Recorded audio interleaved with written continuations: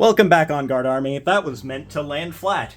Anyway, we are going over a Regidrago VSTAR deck profile today. This is an interesting Pokemon that's been out since Silver Tempest. It has 280 health and has the attack Apex Dragon, which, for 2 grass and 1 fire, lets us copy the attacks of any of our dragon Pokemon in our discard pile.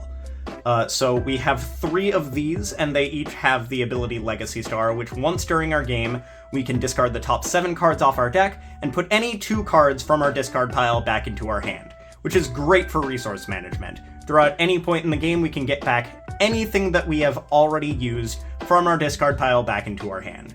So we have 3 of these, and then 3 of the Vs. The V has a relevant attack in Dragon Laser. It does 130 to the active and 30 to the bench.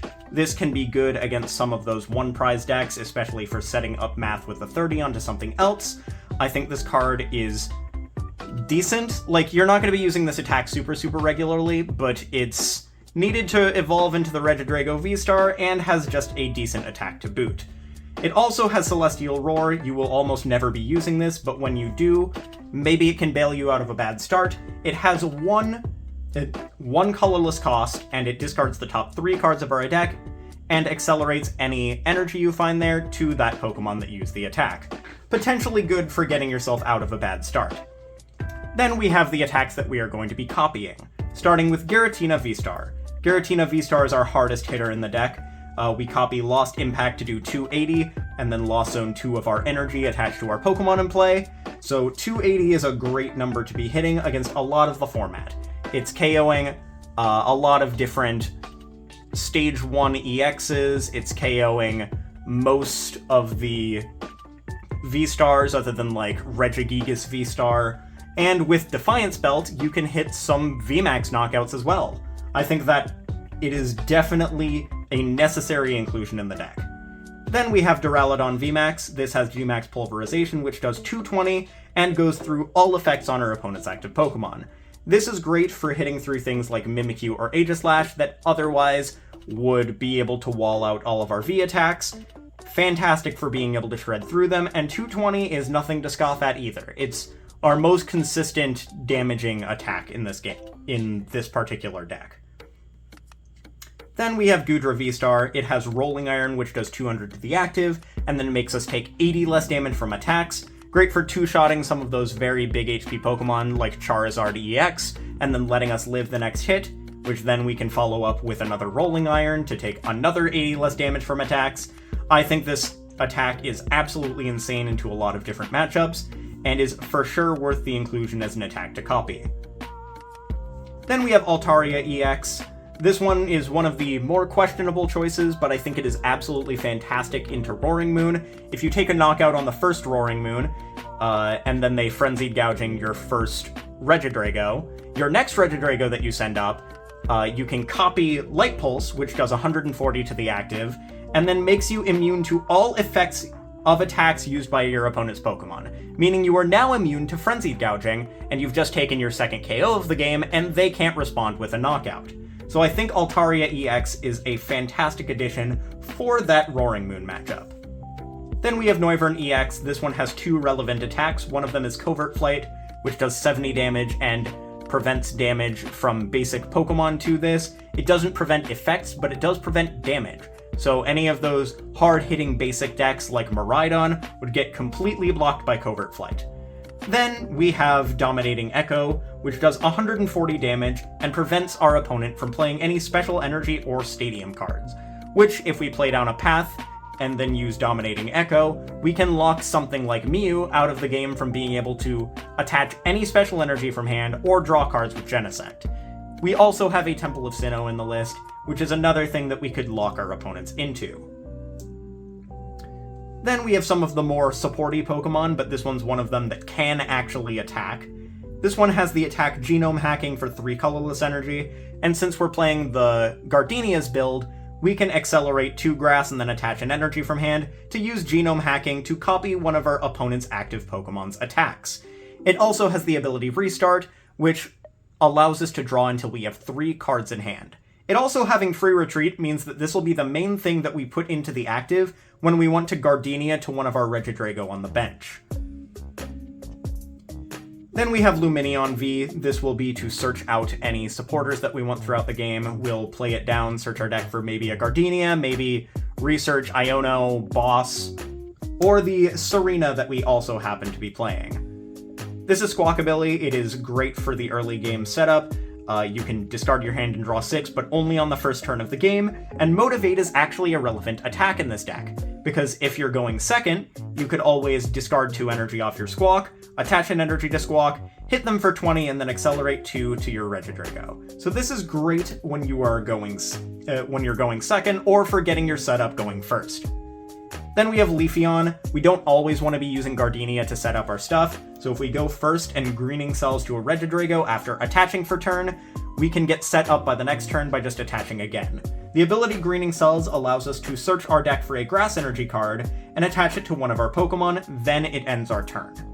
It also has the attack Leaf Blade, which if we Gardenia attach to it, we can swing with this, and if we flip heads, we're doing 150 damage, which is KOing a Roaring Moon, because this attack does 90 plus 60 more if we flip heads on a coin flip.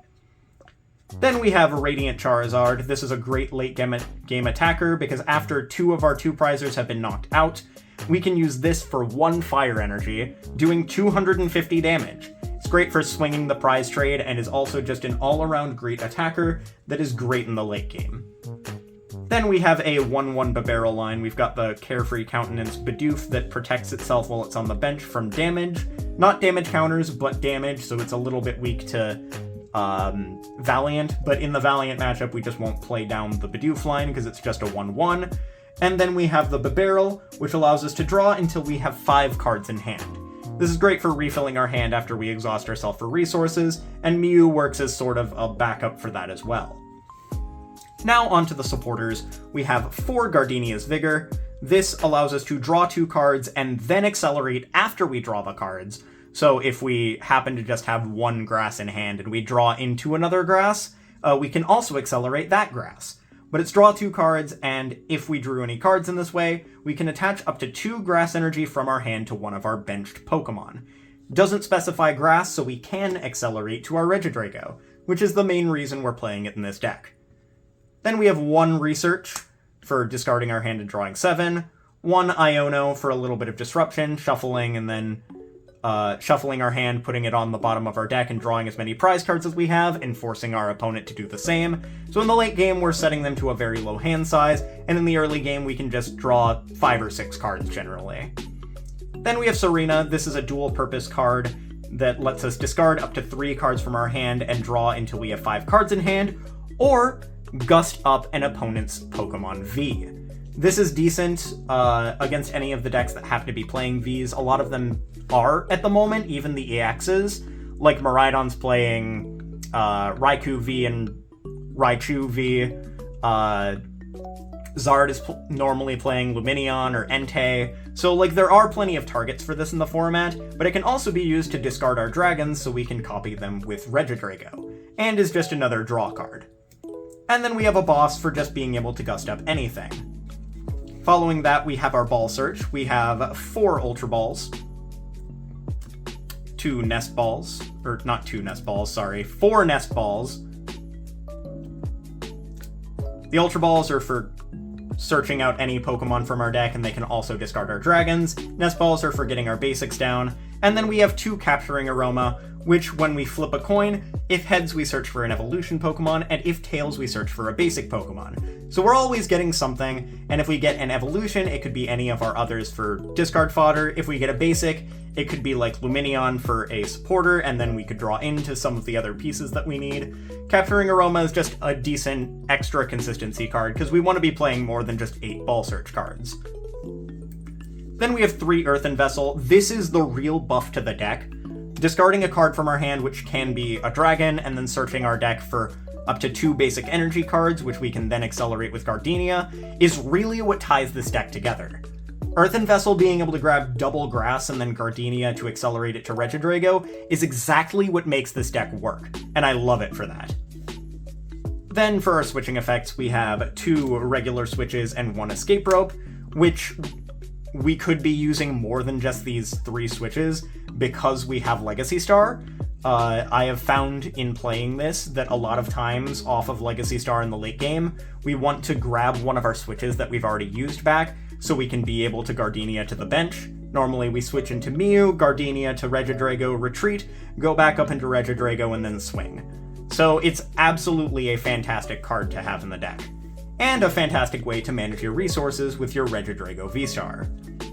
Then we have Super Rod for managing our Pokemon and our energy, in case we need to get some energy back into our deck, to be able to search again with Earthen Vessel.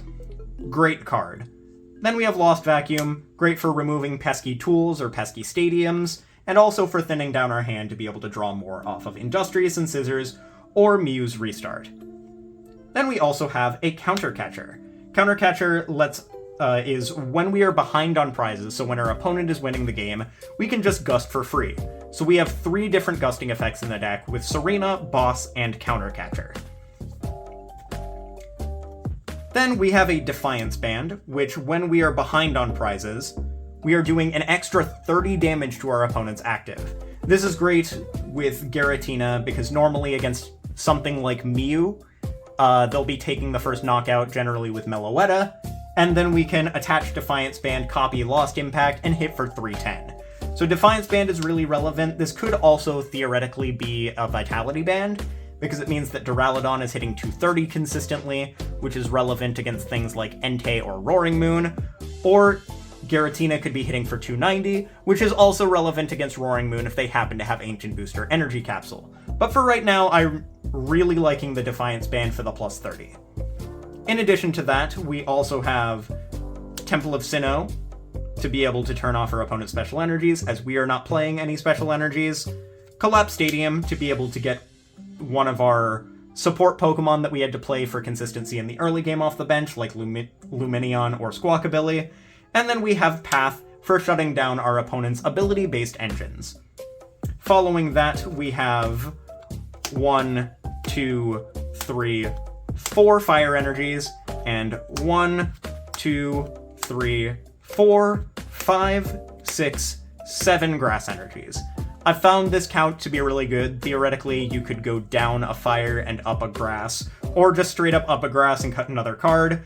I've been liking the 4-7 because it means that I find the fires more consistently. Up to you if you want to change it, but this list has been testing very well for me right now. I love playing this deck. It's a ton of fun to the meta, and it makes you feel like you're going real fast with the Gardenia. So if you like this, I hope you will give a like to the video and leave a subscribe down below. I'm trying to hit 500 subscribers by the end of the year, so if you could sub, that would be great.